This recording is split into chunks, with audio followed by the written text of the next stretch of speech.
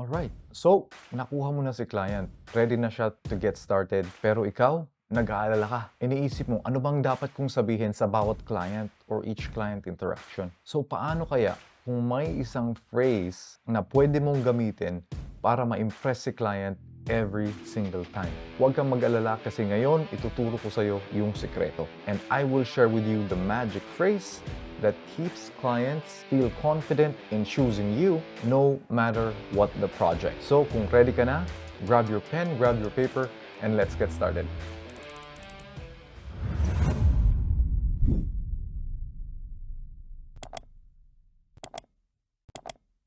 Alright, so here's the big problem. A lot of freelancers tend to worry during client calls, fearing that they will say something that's gonna make the client lose interest and then maybe let them go from the project. Now, unfortunately, this problem exists because of three things. The first one being is that freelancers feel an undue pressure of sounding knowledgeable and confident. Second one is that there's uncertainty about what the client's needs are and expectations.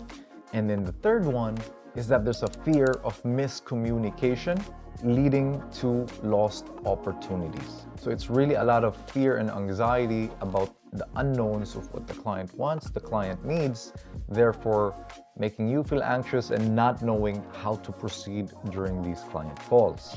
All right, so in this scenario, I'd like you to use this one magic phrase. And by using it, you can steer the conversation and create a strong connection between you and your clients. Let's explore how to do it. Based on what you've said, this is how we can make it work. Now that phrase is powerful because it does a few things. First is that it aligns things. It shows that you're actively listening and also understanding the client's needs. Second is that it connects, right? It bridges the gap between their needs and then your expertise. And finally, it reassures. It demonstrates your willingness and ability to achieving the goals collectively with the client. And then once you do this successfully, it now positions you as a strategic partner for the business, right? Instead of somebody that just takes orders. It also builds confidence in your ability to take charge and understand what's happening and take responsibility for the outcomes and results.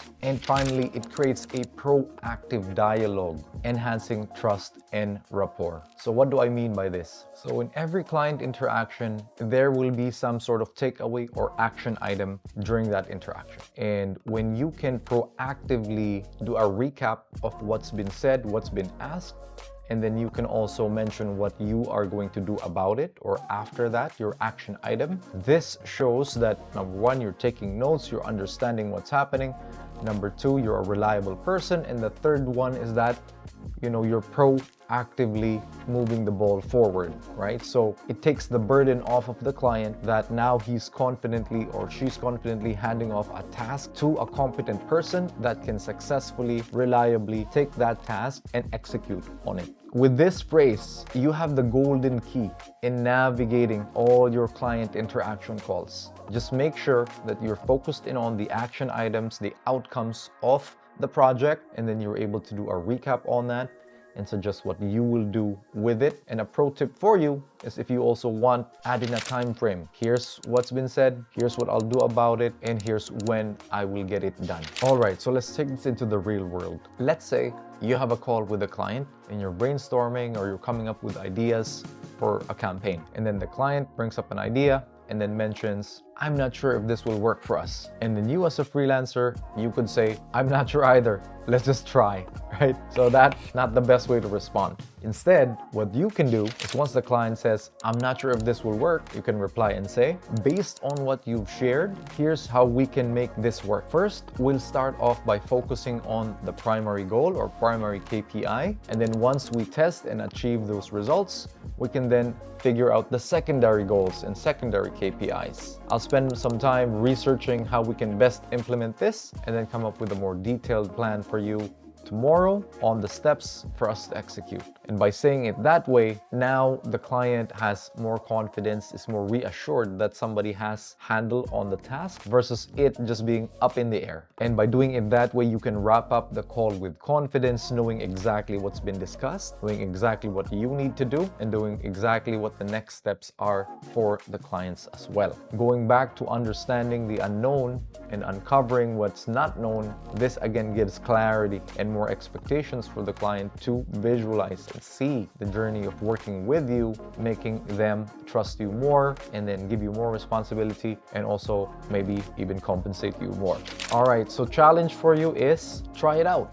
During your next client call or client interaction, if it's vague, there isn't any takeaway, or if you're worried on what to say, use that method, use that approach, use the phrase, and then let us know how it improved your client calls. So feel free to drop it in the comments below, share them, and we'll read them, we'll react to them, and we'll give you feedback on how to improve them if you are open to that as well. But wait 1 second. If you ever think, or if the thought has ever crossed your mind that maybe the client's gonna replace me, oh no, they're gonna let me go, make sure to like and subscribe and click the notification bell, because in the next video, I will share with you the secret method of how to make clients feel like they cannot replace you. And once you lock that in, that's gonna be a game changer.